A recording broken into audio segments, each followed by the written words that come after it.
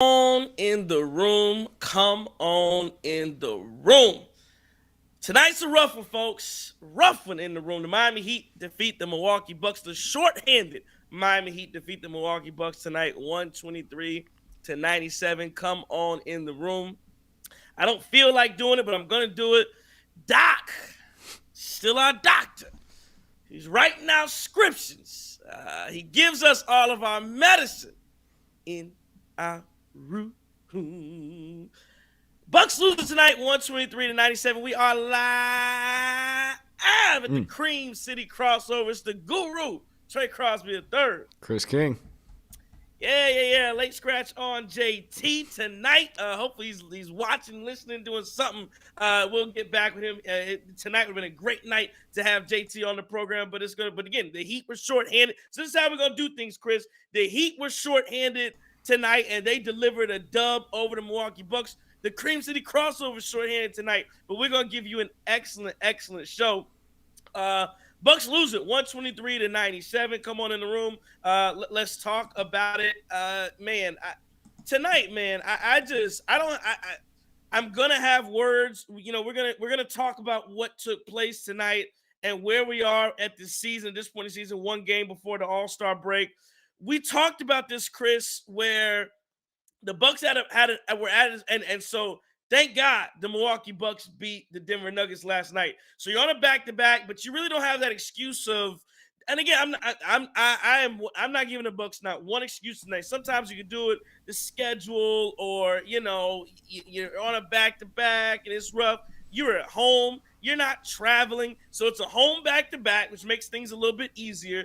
And then on the other side, you're facing the Miami Heat team. No Jimmy Butler. No Terry Rozier, no Josh Richardson. You facing the Miami Heat culture BC squad. We got the culture. That's what we do. We bring the culture, and so they bringing the culture in, and it pisses me off so bad. A night like this pisses me off so bad because you lose to this culture madness that they drum up, and it just feeds into this dumb narrative that the Miami Heat have some type of culture that's just above and beyond all. And Pat Riley sitting around with his cigar and his slick back hair. And I knew it. I got the scales when people come into. I hate it so much, man. Like I don't hate a lot of basketball teams. I really don't. Let me say this. I hate all teams equally, but there's something about the Heat that just I don't like them. Because again, it's not anything. It's just this persona that they try to drum up as if they're somehow an elite organization, because they won a championship. Then LeBron went there. No, you just have South Beach. That's what it is. That's your culture. Your culture is I bring people in because of South Beach. But anyway, 123-97. We got to do a game recap. The game recap, as always, is sponsored by the law office of Daly M. Johnson. When you need defense. Off the court. The Bucks didn't provide enough defense on the court tonight, so we got to go to the law office of Daly M. Johnson to provide that defense off the court. He's giving you criminal defense, traffic, and OWI defense, temporary restraining orders, and injunctions. Call the law office of Daly M. Johnson, 608-893-8370. Go to his website, www.dmjlaw.com. That's www.dmjlaw.com. Sign up for a free phone or in-person consultation. He's serving Central and South Central Wisconsin. And as we get to this game recap here, let's talk about it. Giannis Antetokounmpo, 23, 8, and 11. Brook Lopez only and Giannis had and I'll give Miami some credit because Giannis had 19 in the first half and was pretty much dominant. Now, I'll wait and save why I think that Miami was able to defend him a little bit better in the second half. He had 19 in the first. He ends with 23, so you hold him to 4 points in the second half. But you have Brook Lopez, 7 points, 3 boards. Not enough.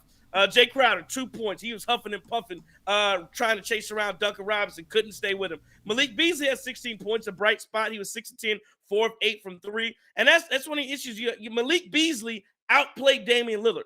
Like when that's happening, you got problems. Dame, 16 and 5. But again, it's an inefficient 16. It's 16 on 14 attempts. 2 of 7 from 3. I believe for the year 2024, Damian Lillard is under 30% from 3 in the year 2024. Again, we're midway into February, so ain't like in the first couple games. Like there's some sample size to this. And Damian Lillard has not played well. Bobby Porter, 16-4. He scrounges out a decent night. I mean, on the books, but if he scored 16 points, he probably gave up 25 on the other end. Pat Connaughton, who the hell knows what he does, didn't score at all. 6 boards, 3 assists. I'm not joking. I don't know. I quite literally do not know what Pat Connaughton does. The only thing I know that he does on a consistent basis is jump by guys. This is like AAU stuff. Pat Connaughton, guy gets the ball. Pat Connaughton closes out. He jumps at him. The guy looks at him as he flies by, takes a dribble to the side. Pat Connaughton's in the second row, and then the guy shoots a three-pointer and goes back down the court. Like, that's Pat Connaughton's closeout defense. Makes no sense. He's been doing it for years. For years, instead of just a closeout under control, I'm going to jump and try to show you my athleticism, and I'm going to be in the third row while you drain a jumper. It happens so much. Pat Beverly, listen, man. Get your ass from Chicago and with shooting them free throws with the Barstool guys, and get your ass. Your belt to ass tour was nowhere to be found tonight because Pat Beverly was out all night shooting free throws with God knows who and Dave Portnoy out. And I just see some of the characters they had. Them Barstool employees that he's shooting. Yeah. Anyway, You would think they would have better athletes at a athletic company type thing, sports media company, but you don't get that, I guess. Man. AJ Green, 4 points, 3 boards. Marjon Beauchamp got into the game late, 8 points. He looked okay. On the Heat side of things, again, Nikola Jovic, 24-7, 5 for 8 from 3, 8 of 13. Look, I mean, these numbers are just insane from the Heat. 16, 12, and 11. That's a triple-double for Bam Adebayo. Duncan Robinson puts in 23 points. Tyler Hero, 19. So, like, every guard, as usual, outplays Damian Lillard. Like, that's what it's a common theme. I know the Dame stands and the Dame. He's not the. Tyler Hero outplayed Damian Lillard tonight. 19 points on 16 shots. I look on who's the other guy, and Duncan Robinson, 23 points on 12 shots. Yes, he got outplayed yet again. The Damian Lillard, the guy you traded for, gets outplayed by an opponent. Hackwest Jr., Triple J's, goes 5 for 12. He has 12 points. And then Kevin Love turned back the hands of time, 19 points, 6 of 8 from the field, 5 of 7 from 3. This game started at the very beginning where the energy just wasn't high from the Bucks. You thought maybe they'd turn it around. First half, Giannis did everything he could to battle and keep that team. I believe the Bucks were down 14 at the half or something like that. Maybe they're down 17. But they had it like 10 with like 2 minutes to go in the half and gave up a 7-0 run to the Heat. Giannis did everything he could to keep the Bucks in the basketball game for as long as he could. Now, I think that in the second half, he slowed down, but for a couple reasons, primarily because the Heat played some good defense. I'll give him some credit. But I also think that once the Heat recognized and realized, oh, wow, these guys stink. Like Jay Crowder's out there not giving you nothing. Brook Lopez giving you nothing. Bobby Porter's giving you nothing. Damian Lillard had it for what it's worth. Damian Lillard had a pretty decent third quarter. And because if he hadn't had a third quarter, he'd had a really bad night. But you saw the Heat were able to really close down the interior and really wall up on Giannis. Because and it literally looked like some Mike Budenholzer playoff failure type of days where the shooters aren't shooting well, and you got Giannis doing everything he can do. I can bring 3-4 guys in the paint. Giannis is going to have a hard time kicking out, whatever. So you have those internal issues of, does Giannis trust the guys he's kicking the ball out to because they're not scoring? And so you get some indecision and some turnovers. And then on the other side of that, it is when he kicks the ball out, you're just missing shots. I mean, and then on the defense side of the ball, the Bucks just weren't connected tonight at all. Miami shot 19 of 40 from 3. That's almost 50% from 3. The Bucks shot from 3, 13 of 39. So again, not good enough. The Bucks took 11 free throws. The Heat took 18. I did think it was odd that Giannis, for as much work as he didn't take one free throw tonight. That doesn't seem right. If you look at the shot chart, everything he shot was pretty much inside. I know he took a couple threes, but you would think he would get a couple free throws. He didn't get any. But yeah, man, I listen, it was a pathetic performance. I'm not giving any excuses to the Milwaukee Bucks tonight. I'm giving all credit to the Miami Heat, to Eric Spoelstra for coming in. Doc Rivers is now 3-6 in his Milwaukee Bucks era. Listen, I know we're gonna ask some questions. I think at this point, and when we get further to the show, we're going to ask some questions about what the Bucks are doing. But that's what I saw. Chris, what'd you see? Well, I think the most important thing off rip is just how big of a failed opportunity this was to create momentum. We thought we had it after last night with destroying a team like the Nuggets and then not being able to just beat a team that's really not that good and a team that doesn't have their good players and big name players. It's disappointing, and it definitely makes you question the effort that was out there tonight. I thought they were a little slow on the defensive end. That's why you saw so many open looks. But I also think that it's just tough because you question the effort constantly, and you're always thinking that we might get over this little hump, and then it just continues to fall after maybe a couple wins, and that's the biggest disappointment to me.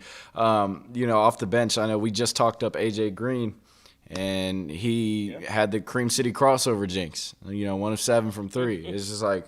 Or 1 of 6 from three, 1 of 7 from the field. And then, like you said, Trey, I mean, Pat Connaughton's just out there doing cardio and grabbing boards. That's just not going to cut it. That's not the player we need out there. And you definitely had the opportunity to move those guys, him and Bobby. The inconsistencies of those two have been part of the reason that we've been so bad lately on defense, not only just defense, but being able to score with teams that you're going to allow 120 points. I just think it's a huge missed opportunity to create some real momentum under Doc Rivers, and it just starts from top to bottom. It's got to be there every single night, and obviously it was just pretty much Giannis. I think we need a lot more consistency around this team than just 34 putting up double doubles and triple doubles every night. Yeah, I agree with you. You need that. That's a great point. You put up. You bring up the consistency part of it. And the Milwaukee Bucks just have not been consistent outside of 34. That's the guy that's a constant is going to come to work and come to play every single night and do what he's supposed to do. And I just we talk about the effort. We talk about some of the things that we see on a night to night basis. And we thought maybe this Bucks team had turned the corner. But it's clear that they have not. It's pretty clear that they have not. Mario Lunas is not a good or respectable basketball. Hard to have faith in a team who consistently fails to take care of business against subpar teams. James Henderson has not got out coached tonight. I think that's true as well. Eric Spoelstra absolutely had a much better plan. And I'll say this too. So on a night like tonight, right? And everything in basketball is matchups. So as good as the Milwaukee Bucks match up against the Denver Nuggets, like everything I've seen about this Milwaukee Bucks team, and I promise you, I mean this 100%. I would pick if the Bucks match up with the Denver Nuggets in a series today. I would pick the Bucks in 6 or 7 games. It's all about matchups. Like the Denver Nuggets, the way that the Milwaukee Bucks match up with Denver, and you saw this play out some last night. Brook Lopez can stay on the floor for 35 minutes, and it won't hurt you. Brook Lopez can play as long as Joker's on the floor. Brook Lopez can be on the floor. It's not going to hurt you. Nothing he can do. Again, is Joker going to put up numbers? Yes, but you are not going to be able to exploit Brook Lopez with Joker on the floor because he's not the type of player who can do that. Bam Adebayo, on the other hand, and so when you look at the Miami team, that's the blueprint on how to beat the Bucks. So it doesn't matter. I just say it doesn't matter how good you are as a basketball team, what type of stars you have, what type of players you have. Now, yes, that matters when you get down to it. But what I'm saying is when it comes down to why do you think a team can beat another team? It's the matchups. And the Miami Heat match up very well with the Milwaukee Bucks. That's just the deal of what it is. And for the Milwaukee Bucks to beat the Miami Heat in a series, like if we extrapolate this out and go to the playoffs and we talk about a series like this, Giannis and Dame have to be miles ahead better than everybody else on the floor for the Miami Heat. Now, can you and should you win a series against the Heat? Absolutely. Absolutely. Your best guys have got to be better than their best guys. That's what's got to happen. That didn't happen last year. Jimmy Butler was the best player on the floor. Now, Giannis had an injury. We know that. But Jimmy Butler was the clear-cut best player on the floor. But the Miami Heat match up well with the Bucks, and the Miami Heat have provided for every team a blueprint to beating the Bucks. How do you beat them?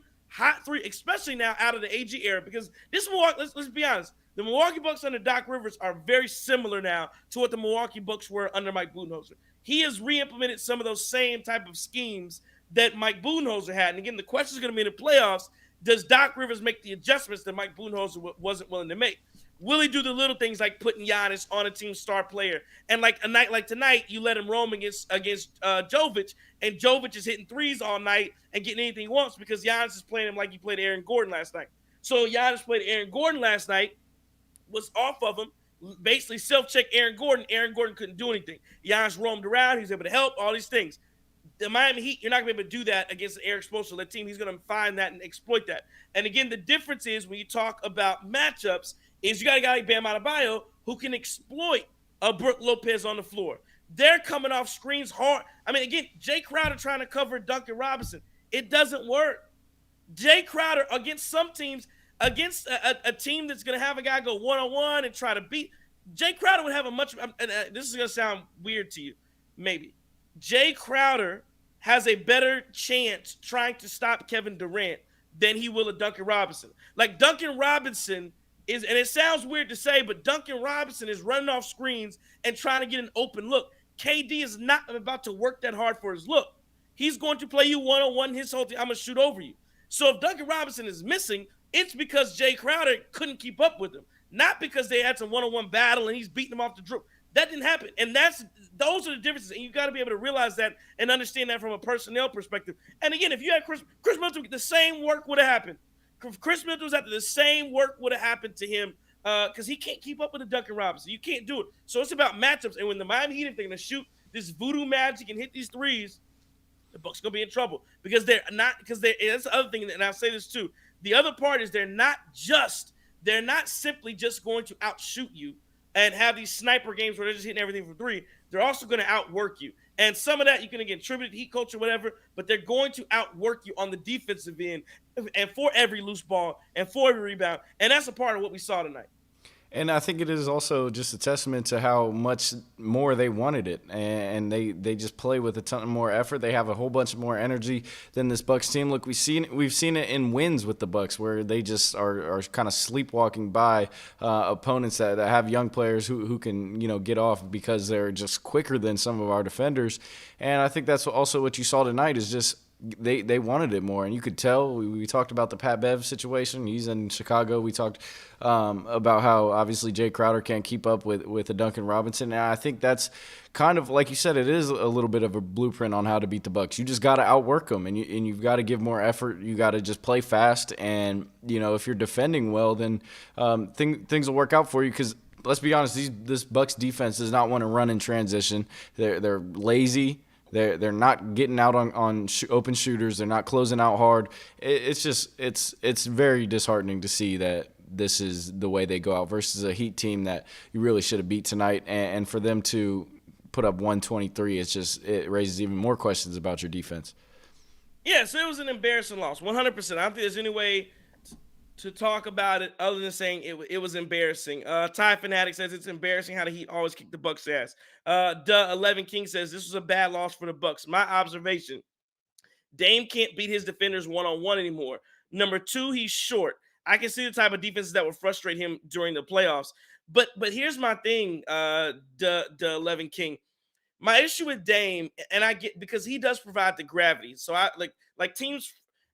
And kind of, so I kind of think about this in the same way the Bucks defended Devin Booker not much Devin Booker, but how they defended the Phoenix Suns in 2021, where what we say, Chris, cut off the snake, cut off the head, and the body will follow. So you got to cut the head off the snake, and the body will follow. And so what the Milwaukee Bucks did in 2021, which is genius by Mike Budenholzer, and I just can't believe he didn't continue this kind of coaching apparatus to future years, was instead of focusing as much on Devin Booker, the focus was beating up on Chris Paul because he was the one bringing the ball up every time down the floor.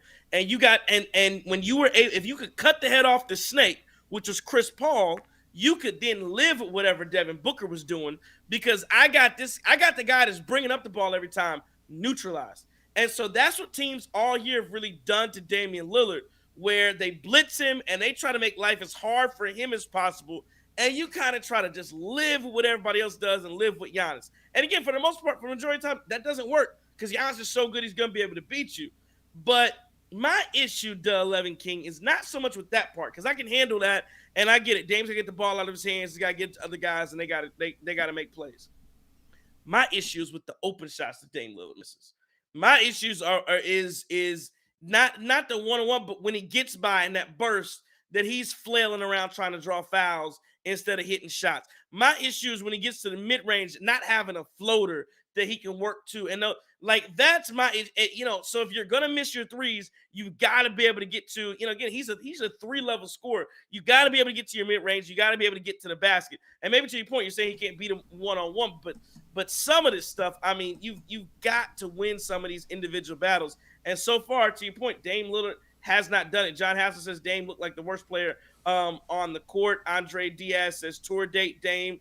And Mario Luna says this team's success in the playoffs will lean on Dame's shoulders. Can't play like this in important games. And yeah, I mean, at this point, at what point, Chris, do you look at Damian Lillard and do you say, well, man, it's kind of been like this for 50. The Bucks are 55 games in, 54 games in. At what point are you, what are you seeing from Damian Lillard? Like, why does he have these games? And it seems like we talk about this every single night, that other players are able to excel, and Damian Lillard seems like the guy that, like I said, I mean, I think there've been a handful of games where, again, you could talk about the games where he had the big shot against Sacramento. He's had some big fourths against the 76ers and in game one, but there's been a handful of games you can really talk about Damian Lillard just running the show. Why have we not seen that more?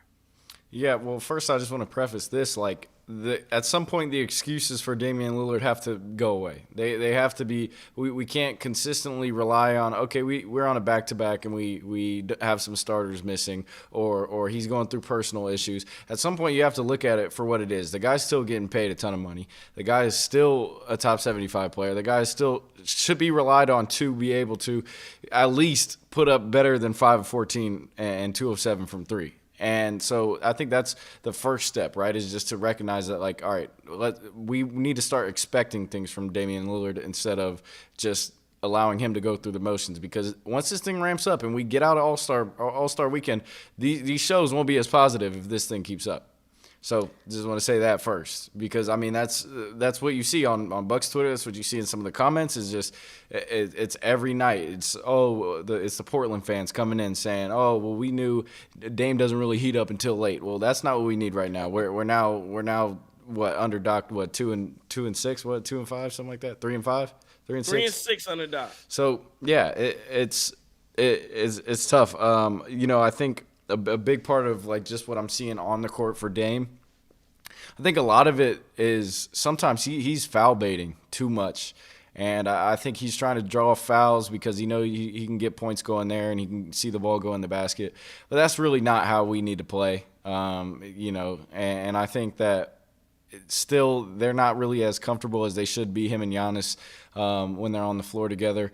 And yeah, I don't know what needs to change, but it's definitely something within just being able to knock down open shots as well. Like, that's been a big part of just he's just missing. And, that's not what you signed up for as a Bucks fan. Yeah, no, you got to hit shots. You got to hit shots. That's true. James Henderson says, what happened to our offense since Doc took over? James, that quiet as it's kept, nobody's talking about it. Nobody wants to acknowledge I think, listen, I agree with you. I think that is the mystery that people, for whatever reason, they're talking, oh, the defense looks better under Doc. The defense is so much better. They look at the, again, 123 tonight. I'm not getting to, but the defense, you can just tell yeah, the effort has been better. I think they got the buy-in. Again, not tonight, but overall, effort's been better. You got the buy-in, and I do think he makes a little more sense, right? He has a little more the defense makes more sense for normal teams on a night-to-night basis. It's more practical. I will agree with that. But again, remember, that's not why Mike Budenholzer got fired. He didn't get fired because his defense was giving up 120 points a night. Like that's why this thing has been so insane. And again, I'm not rehashing the Adrian Griffin stuff. He's gone. It is what it. I'm not rehashing it, but I'm just saying, like, this whole like narrative around we had to fire people because this defense, because the defense in January looked like this, and look what's it going to look like. You're wishing and hope, and then you see your defense now, and it is what it is. But that's not why he got fired. That's not why Mike Budenholzer didn't get fired, because the defense was competent. It was for stuff like this, like playoff matchup stuff. Like that's the stuff we want to see. And so again, the question is going to be what do you do when you adjust? But I think you're right. When you go back to the offense and we talk about this offense, I think Doc has used to. Arsenal McOwen says, "Why is the offense so stagnant, focusing too much on D?" I think the offense has moved the ball a little bit more. I do think again it swings a little more. Where before, I think again people were wondering because this is the thing. People were wondering like where's the Damian Giannis pick and roll. I still think they did, and this has been interesting because I thought Doc Rivers was going to spam pick and roll. He really hasn't. But I don't know. I thought that Giannis and Dame played more two man. I don't know if the numbers going to bear that out, but it seemed like there was more two man that was going on. And Giannis's gravity was really able to pull guys. He was able to get the Beasley and those type of guys that were hitting shots. You also have to think again. Chris has been out, and so Chris has been out some. Brook Lopez was out during the time that when Doc Rivers took over. So you do have some of that going on. Coach Jackson says Giannis holds on to the ball too much. I totally disagree with. So from that perspective, right? Like I watch this Bucks offense and I go, Giannis should touch it every single time. Mm-hmm. Giannis should get a touch on a possession every single time, and he should almost dictate what happens with the ball down the floor. Because again, Dame, and again, not some of it's not Dame's fault. He gets blitzed. He 100% gets blitzed, and I understand that. So he has to give the ball up. But I mean, here's your issue. You got Brook Lopez, who sometimes becomes a black hole. He just wants to stand outside and shoot threes. You got Bobby Portis, who sometimes a black hole. He wants to shoot the ball every time he touches it. I don't know if you saw the very first possession of the game. Damian Lillard took a three. Like as soon as I'm talking about within the first 4 seconds of the clock, he took a three and missed it. And then they came back down with the second possession and gave the ball to Brook Lopez. And one pass, and if it hadn't been for, I believe there was a foul, a defensive. No. It was the shot clock. So if you remember, the shot clock was malfunctioning for the first 5 minutes of the game. And if it hadn't been for a shot clock malfunction where the refs waved it off, Brook was ready to take another three in the first 5 seconds of possession. And so, when you have some of that kind of stuff happen, you got to run offense. And I don't know, Doc's got to get back to some of that stuff, but it was ugly. But I do agree the offense has not looked the same. I'm going to try to pin some of that on guys being out of lineup because, again, you had that stretch where Brook Lopez was out with his wife was having a child, and now you're without Chris Middleton. So, again, that's, Brook Lopez is a big part of the offense. Chris Middleton is a big part of the offense. So you are missing some of that production there. But then Coach Jackson, Giannis started off 0 for 2. Okay, he started off 0 for 2, but in the first half, he's the only one that could score at all. What are we talking about? Anyway, go ahead, Chris. Yeah, I mean, I think that's also a problem when you talk about this Bucks offense is just waiting on somebody besides Giannis to get going, and hoping that somebody will have it outside of Giannis.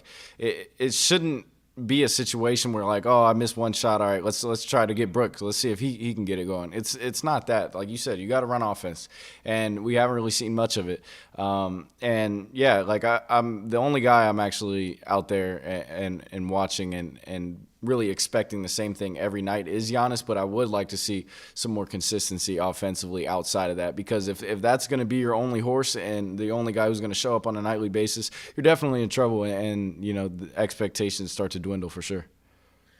Let's stick on that point, Chris. You talk about expectations and where the Bucks need to go with their expectations. My question there for expectations is, at this point in the season, you're 54, 55 games in, whatever it is. Doc Rivers, and again, I'm not rehashing the Adrian Griffin thing, but this team, Doc Rivers inherited a basketball team that won 70% of their games. He's now 3-6. And mind you, he's 3-6, and he's had 3 bad losses. The loss to Portland was very bad. The loss to Utah was very bad. And tonight's loss was probably one of the worst out of the bunches. So because I remember I've heard a lot of talk. Well, the Bucks have the toughest schedule now, and blah, blah, blah, blah. Yeah, some of that's true, and I won't deny that. But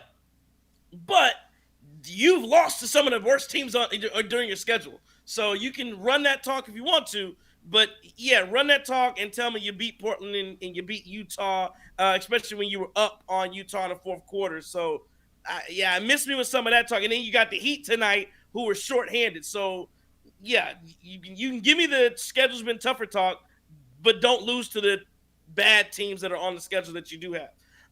Again, granted, they did beat the Denver Nuggets last night, so I'll give them a lot of credit. But let's talk about these expectations, Chris, because we're at that point in the season now that you are one game away from the All-Star break. We've seen what Damian Lillard has done. So far, and I'm just talking about so far. So far, you cannot count on Damian. Damian Lillard has, again, we talked about it, for the year 2024, Damian Lillard is shooting under 30% from three this year.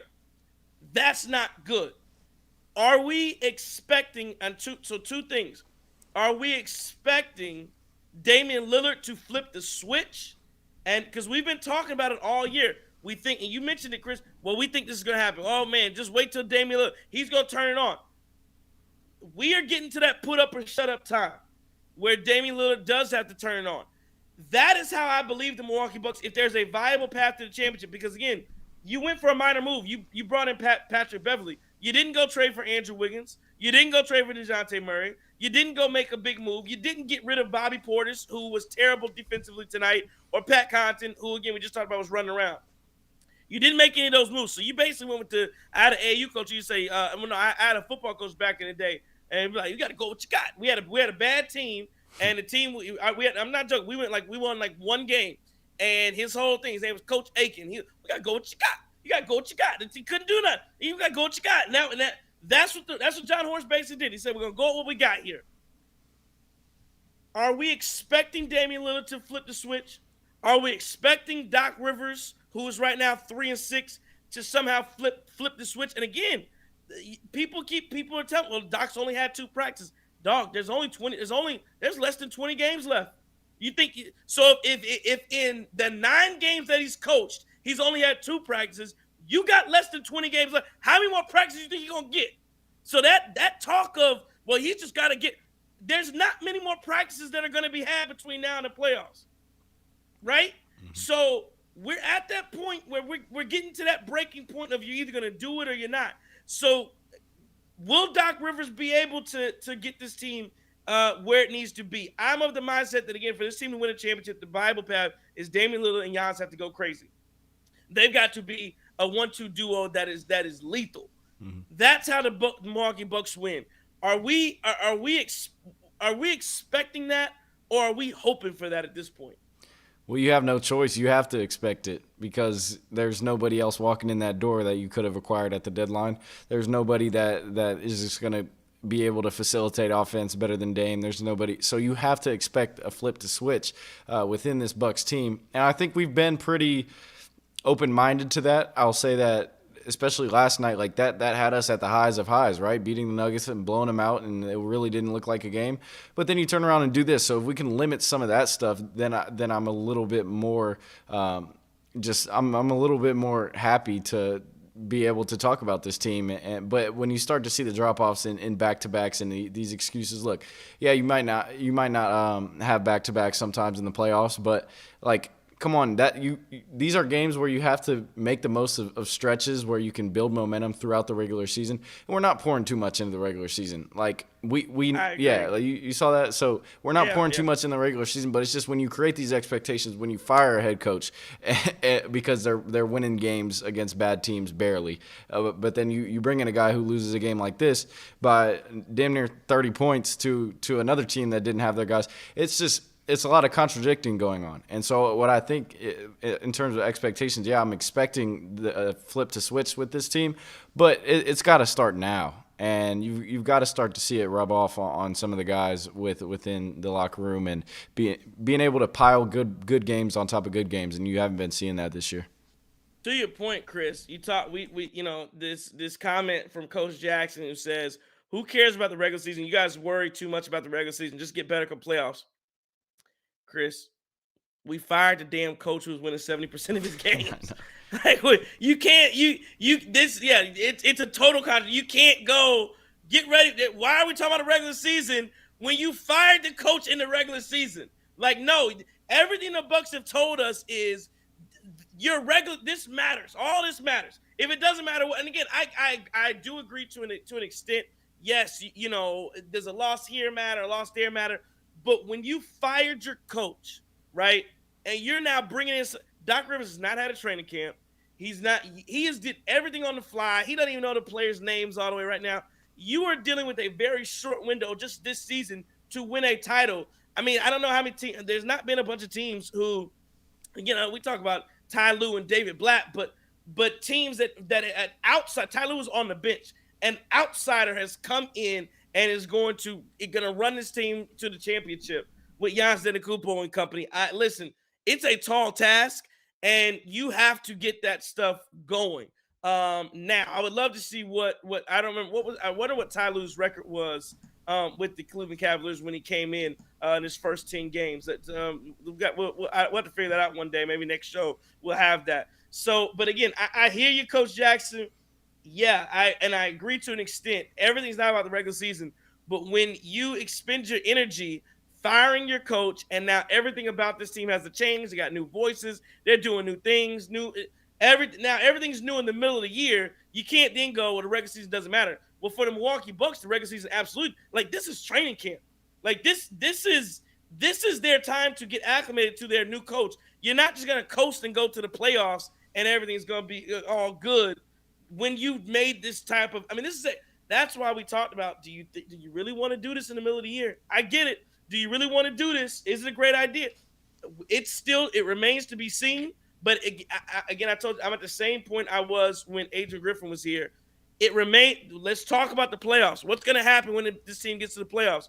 We're at the same point right now with Doc Rivers. What's going to happen in the playoffs? So to Coach Jackson's point, yes, that's the question mark.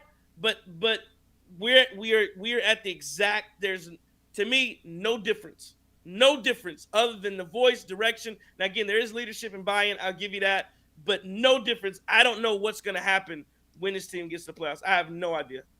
Yeah, and there's only so many excuses that can go around for everybody on losing a game like this to the Heat, who obviously still shorthanded. So I just think that whole argument, I just can't get on board with that because of what we saw in the AG era. But like Green Ranger said, I do think that the expectations, if Dame isn't able to live up to that, then we're pretty much cooked. I mean, we don't have the defense right now, and hopefully that changes. But I don't see, if you're outmatched, if there's a matchup that creates problems for your defense, I don't see that defense getting any better per se. I think you're going to have to win some games by scoring, and you're going to need to get the best from Damian Lillard in that. So, yeah, definitely just the consistency, and you just like to see as a fan to be able to take care of business in a back-to-back after you don't have to travel. You just played at home last night too, so like there shouldn't be an excuse as to why you didn't show up tonight. And I will say again, the key, and we talked about this before. We talked about this on this program constantly. The key, I think Damian Lillard has played much better. It's almost like when he doesn't have to think about it, he plays better. Like end of game scenarios, last few minutes of the game, close. Damian Lillard has played much better in those scenarios. And again, that's what the Bucks were one of the best clutch teams in the NBA under Adrian Griffin. And a lot of those games, I get it against bad teams or inferior opponents, but they came down to the wire. And Damian Lillard may have been looking kind of average or whatever, but in those last 6-7 minutes, when the game was on the line, Damian Lillard came up and delivered. And it's like, I don't have to think about it no more. I'm pulling, and I'm hitting shots. I'm making the right decisions. I'm doing the right things. Maybe that's what he needs. But again, you've got to be able to get to those moments. And so far, like I said, under Doc, there hadn't been a lot of like really clutch like moments. There's been either the Bucks blow a team out, or they've been getting, dog walked. And so tonight was a dog walk, and, it is what it is. Yeah. I'll say this, too, real quick about Dame. I think he is selecting his shots a little bit better than he was. It doesn't feel as forced, but they got to start going in. And I think that'll also provide that scoring punch that you're looking for with a Damian Lillard. Yeah. No, I totally agree with everything you said. Let's go to some of the things on Twitter, what people have been saying, if I can get to it. 1 second. Of course, I can't find. Of course, I'm having a hard time trying to find it here. Okay, man, this is ridiculous now. Give me something, Chris, while I find this. Hold on. So how about the Dayton Flyers getting a dub tonight? We back on track. Yeah, so I'm glad there. But just I do think that there is something to be said about just not being able to show up against a Heat team tonight that is not good. They have some fresh legs. Obviously, guys want it. They're hungry. They're getting more opportunities without Jimmy Butler, Terry Rozier. But yeah, you got to show up. You got to show up. You got to show out. Back to back. I'm not hearing that. I heard all the excuses that we've made all throughout the season about back to backs, and I just these guys are paid to play the sport. These guys are paid to get treatment and get right throughout back to backs and be able to show up on a nightly basis. And it is not very encouraging to see a loss like that. But we won't put too much into it. Like I said, I think that we do have the open mind to be like, all right, this team could still figure it out within itself. All right, we're good now. We're good now. Rated R Nuke 414 says, "Stupid loss. I hate Kevin Love. Dame is much better than this, but these losses happen. Let's regroup for the next series and get to the break as healthy as possible. I hate Kevin Love." Drew Barringer says, "The schedule only gets more difficult. Hard to have any faith in this team being a legit title contender." So I won't say that they're like that. I feel like that goes a little too far. Mm-hmm. Are they not a legit title contender? Yeah, I'm not going there. I think there's some matchups that are tough for them, but are they a legit title contender? Yeah, they're probably one of 5 or 6 teams that I could see winning a championship. Like out east, the only teams I could really see are Milwaukee and Boston, and in the West, I think it's a little bit deeper. I think Denver could get there. You got OKC that could get there. Could you looking at Minnesota? The Clippers can easily get there. Like I think there's a little So you're talking about 5, 6, 7 teams. I think they can win a championship. The Milwaukee Bucks are definitely in that realm. Felisa Fifi says number 2 cannot be 5.5 and expect to win. He had 5 points. Tell Pat to stop flying. It's ineffective. Giannis got shut down in the second half because no one else can make a shot. I agree with Felicia there. Yeah, I think the issue with Giannis in the second half 100% was the fact that other guys weren't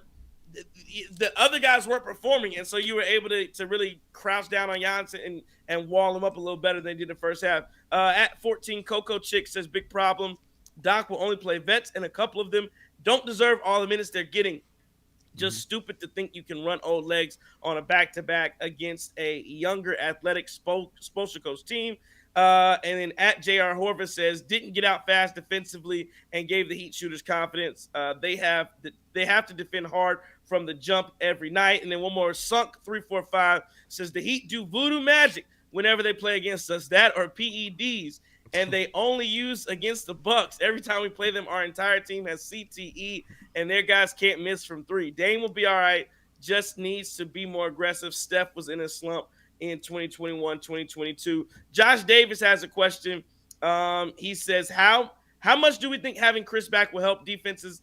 How much do we think having Chris back will help when defenses lock in on Giannis and Dame is struggling?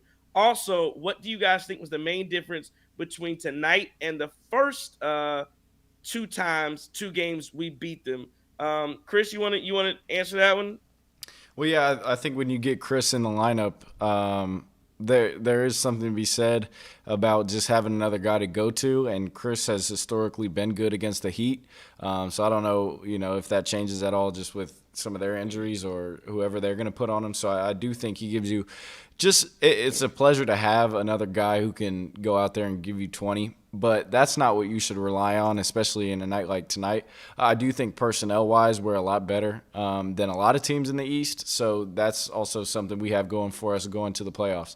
And then I'll say tonight, I think just we talked about the effort and who wants it more, and I think the Heat are going to be playing inspired ball. Look, when you have a guy like Jimmy Butler going through something outside of basketball, when you have a guy like Terry Rozier go down in the way he did, I think those young guys in the athletic play of the Heat they're going to show up and they're going to try to at least keep this team afloat while they're absent. And I think tonight that burned us because we were thinking, all right, we're on a two game win streak, just blew out the Nuggets. We can just go and sleepwalk through this game and be fine. And that obviously wasn't the case. So it was an opportunity to make a statement for us, but the Heat made a statement.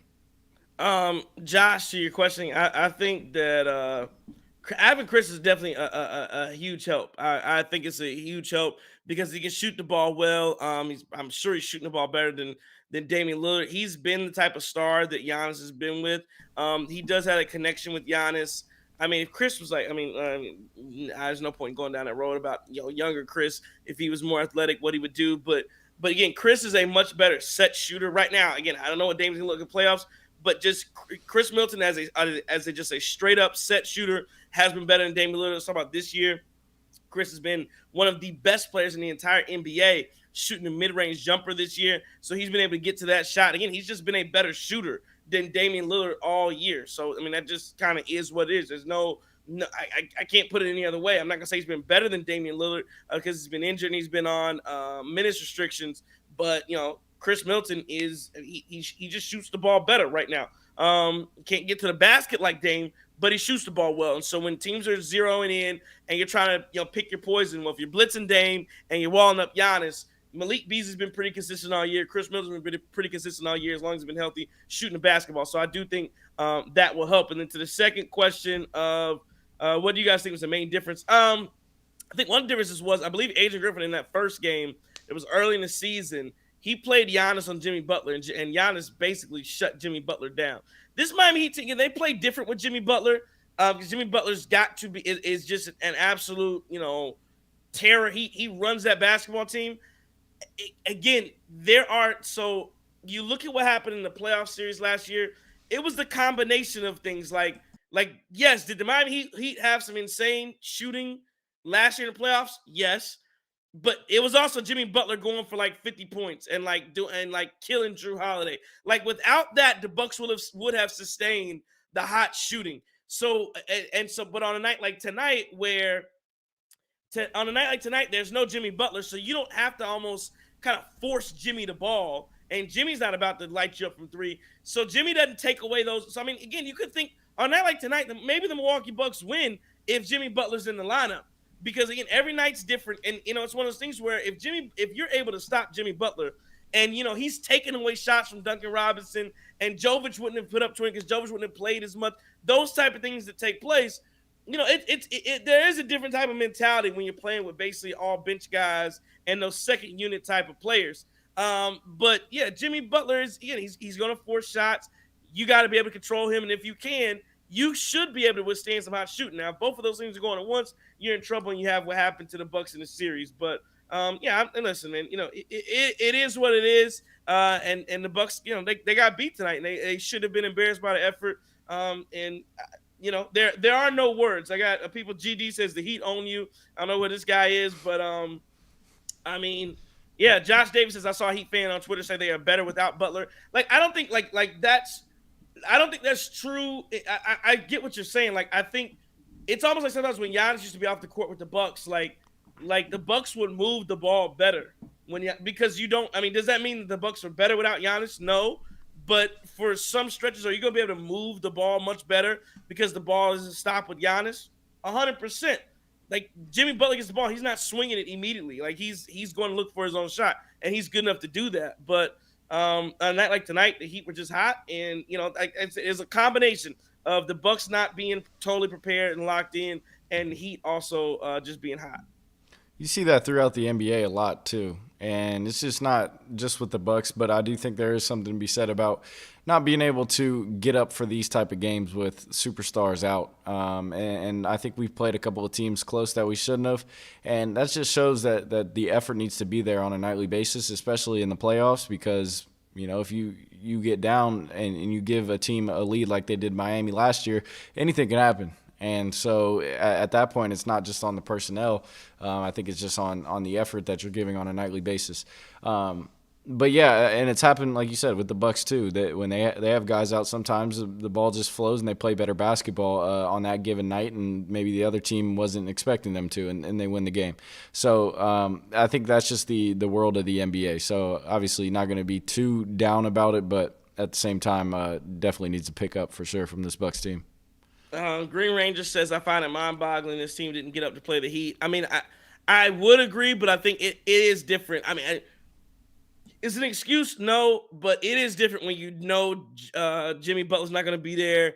Josh Richards is not going to be there. Terry Rozier, like what the Miami Heat team, the Miami Heat product that was on the floor tonight is not. Let's say you get to a series, that's not the Miami Heat team you're going to play.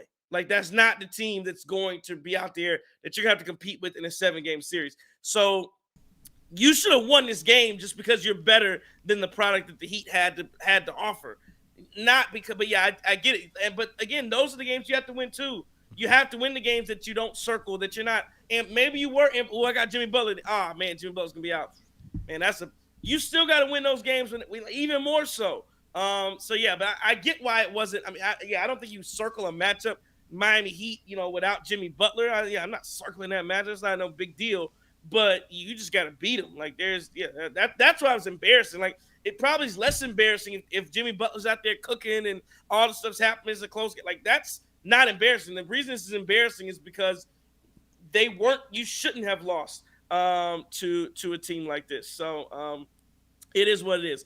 Josh Davis giving GD some facts in here about the Milwaukee Bucks and the Heat. The Bucks have won 5 of the last 7 against the Heat. So there you go. I like that. I like when guys come in with that. Let's give out some game balls. Chris, who are you giving your game ball to? I think I'll give it to Jovic. I mean that's Giannis was a guy who kind of made him prove himself, and he did what he needed to do tonight. And I mean that goes down the line for most of the Heat players that they needed to get contributions from. But yeah, I'll give it to Jovic, and maybe he tries to play his way into more minutes for them. Yeah, I'm gonna give it to Eric Spoelstra. Like, I mean, I think the Heat culture is kind of a farce, but there's no joke that Eric Spoelstra is clearly, to me, the best coach in the NBA. I think people would probably attest that he is the best coach in the NBA, and to have a shorthanded team like he had tonight, um, and to do what they did, I think you have to give him a lot of credit for having those guys ready to play. They exploited the Bucks' weaknesses, and again, this is a Miami team that we're looking at it. I think most likely, unless something changes about this basketball, because again, the Miami Heat are 5-5 in the last 10. Not like they've been some world beaters. But unless something changes with that basketball team, they are probably going to be in the play-in again. And it's so interesting to me about the Miami Heat that like they can go to the Miami Heat can go to the conference finals. No, they went to the NBA finals last year, and they can go to the conference finals, the NBA finals, and all this for the last 2 or 3 years. And everybody's just, oh, it's okay. They can have these type of regular seasons where they're 7th. They're going to be probably in the play-in game again. If not, so they're not going to get any higher than 6, I don't think, unless Philadelphia just continues to free fall. Maybe they do, but they just almost get this pass, and the expectation is that Miami will rise up at the end. So it's going to be definitely interesting to watch and to see what happens, because, and again, the playoffs are going to be interesting because, I still believe that either Boston or Milwaukee is going to come out of the East. But when you look at, the matchups that are going to happen, like if the matchup right now would be Cleveland versus Miami is the 2-7. Like there's no way people are going to pick Cleveland in a matchup against Miami, the 2-7. I'm not going to say there's no way. I think some people would, but it's not like a shoe-in that you just think Cleveland's going to beat Miami. Like I have no idea that the 3-6 Milwaukee, Indiana, like people are going to question whether or not the Milwaukee Bucks can beat the Indiana Pacers in a 7-game series. And then even like a 4-5 New York Philly, Joel Embiid should be back. I think people are 100% going to question whether or not the Philadelphia 76ers, even with Joel Embiid, could beat a team like the New York Knicks. So we'll see what happens. That'll all be interesting. And yeah, like I said, we'll kind of roll and see what happens. Let's do our look around here. The Bucks obviously lose at 123-97 to the Miami Heat. The T-Wolves are up over the Blazers right now. The Suns are losing to the Kings at the half right now. And the Lakers are up over the Pistons big in the second quarter. The Thunder beat down the Orlando Magic, and the Boston Celtics continue their winning ways, 118-110 over the Brooklyn Nets. Chris, I don't know if you saw the MVP straw poll was released, and Giannis sits at 3rd in that straw poll. I mean, I ask you, like, do you like for the MVP right now? And again, Joel Embiid has now missed enough games where he's no longer in consideration. Number one, I believe, was Joker. Second was Shai Gilgeous-Alexander, who had a big night tonight as well. At least came on late in that game to beat to get the win. And then third was Giannis. I mean, do you think that Giannis? I mean, who do you think ultimately wins the MVP this year? And do you think Giannis gets enough respect from the NBA voters? No, he doesn't get enough respect. And I find it interesting that only some guys are susceptible to the voter fatigue thing, right? Like, it feels like Jokic has been top two for years now. And you know, obviously they do their thing in the West. But yeah, I think honestly I wouldn't hate to see Shai go up there and steal it, just for how good the team has been playing. Now I think that there's a lot of holes in that team, and I think they can be beat in a 7-game series by pretty much anybody in the West. But I do think that what he's able to do on a nightly basis is impressive.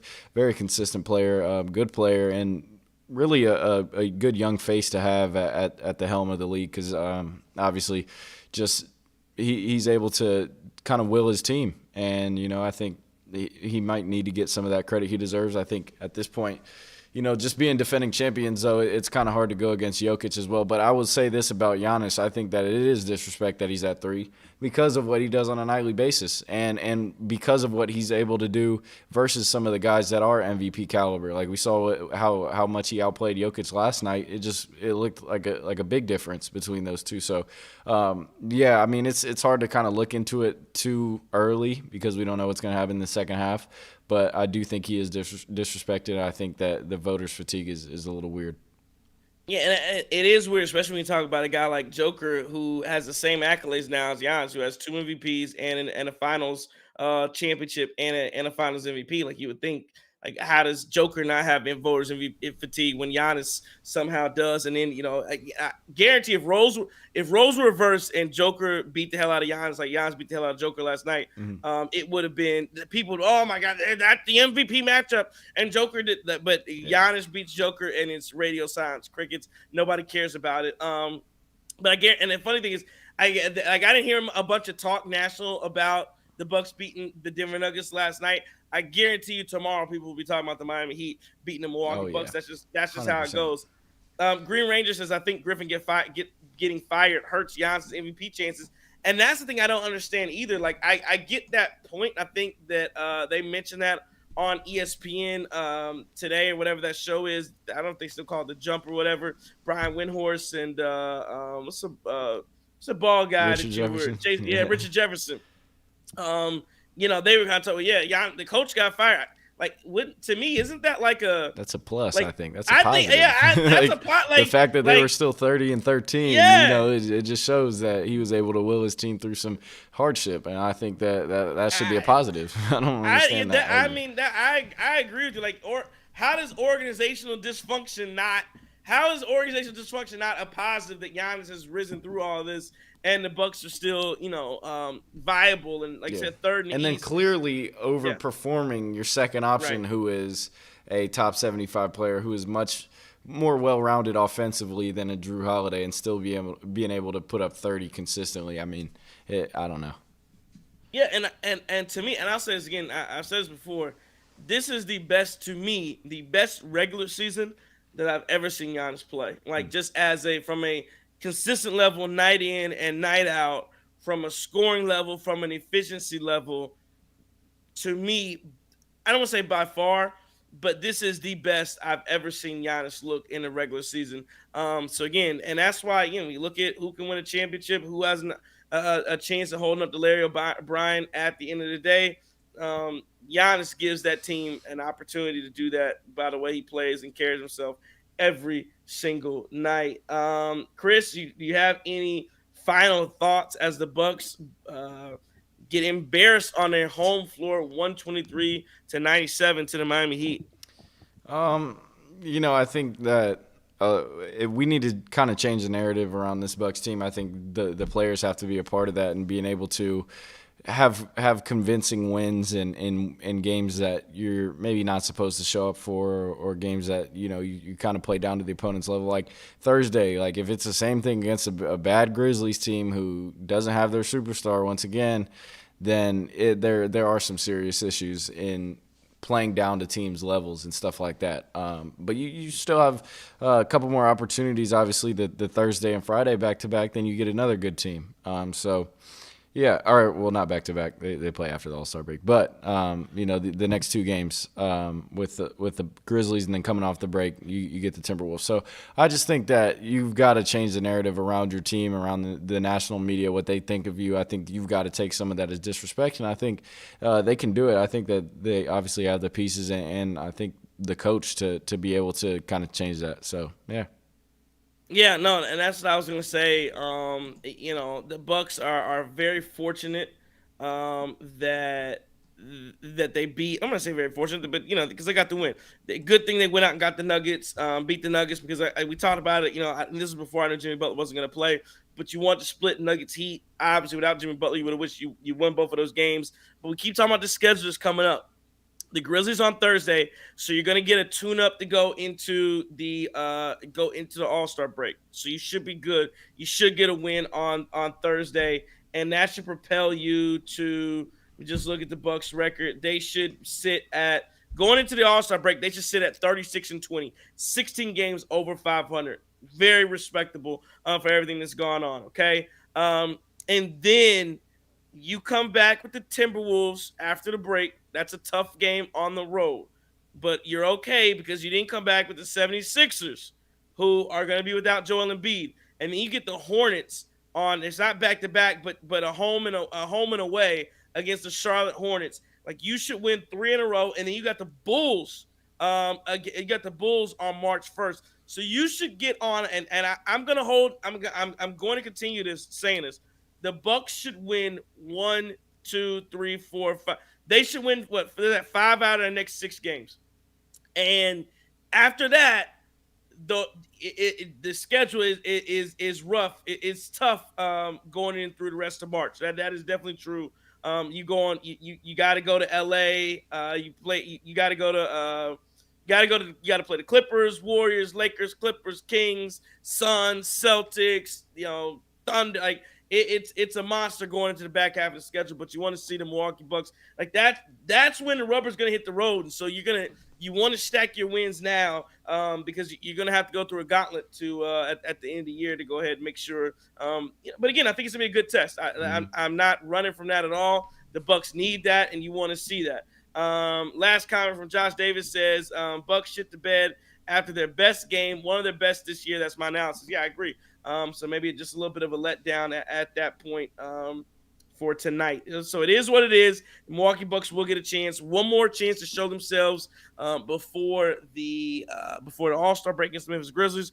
We'll be right here with you for that on the Cream City crossover. We appreciate everybody for listening, watching.